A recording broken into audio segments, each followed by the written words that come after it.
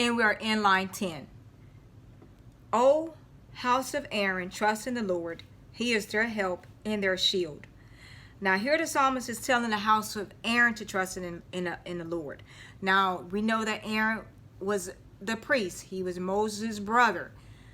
He was there. He was the one who fashioned that calf from the silver and the gold and stuff like the gold earrings and everything that he told the people to bring to him. So it's something how the psalmist used him in this about his house to trust in the Lord. Well, yes, O house of Aaron, trust in the Lord. Why? Because you can't trust in that little golden calf. That calf can't do anything for you. O house of Aaron, trust in the Lord. He is their help and their shield. So saying that God is their help and their shield. 11. You who fear the Lord, trust in the Lord. And we talked about the fear of the Lord just a couple of Psalms ago. All right, so you who fear the Lord, trust in the Lord. So not only are we fearing the Lord, having that reverence for God, but we also trusting in God to be able to do any and everything for us. We don't need an idol or anything like that to do things for us. All right, so it says he is their help and their shield.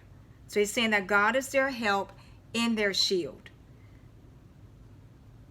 Let's move into our next stanza, 12. The Lord has been mindful of us. He will bless us. He will bless the house of Israel. He will bless the house of Aaron. He will bless those who fear the Lord, both small and great. May the Lord give you increase more and more, you and your children. May you be blessed by the Lord who made heaven and earth. Now, this stanza right here, very important. All of it is important. Listen to what I'm saying. The Lord has been mindful of us. So that means the Lord has remembered us. He has remembered us.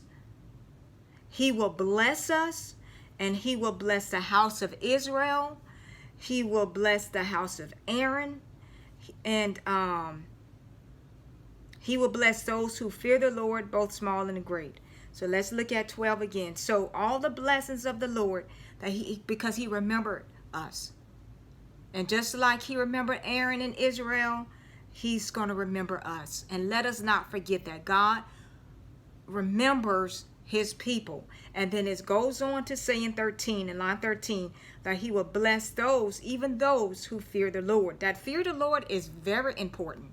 Because when we fear God, that means that we're mindful of the things that are that we do in the eyesight of God, knowing that those things displeases God. And so we always want to be the apple of God's eyes.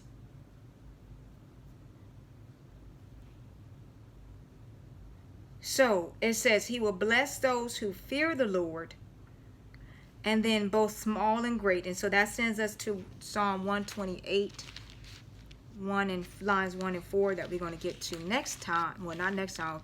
Got a few more Psalms to go before I get there. But one says, blessed is everyone who fears the Lord, who walks in his ways. And that's so important. We have to walk in the ways of God.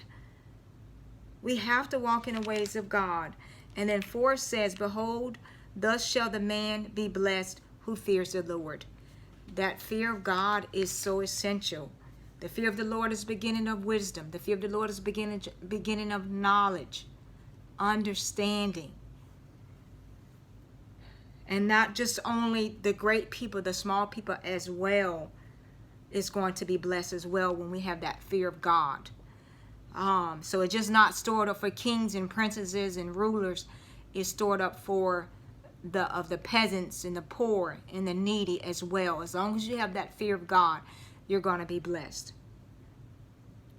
May the Lord give you increase more and more, you and your children. So not only is he going to increase us, but he's going to increase our children as well. So may the Lord give you increase more and more, and you and your children.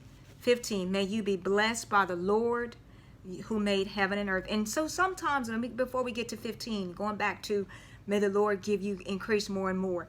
Sometimes we think when we're going through things and whatnot, that's a decrease. But sometimes God be moving things out of the way, just maneuvering all kind of things.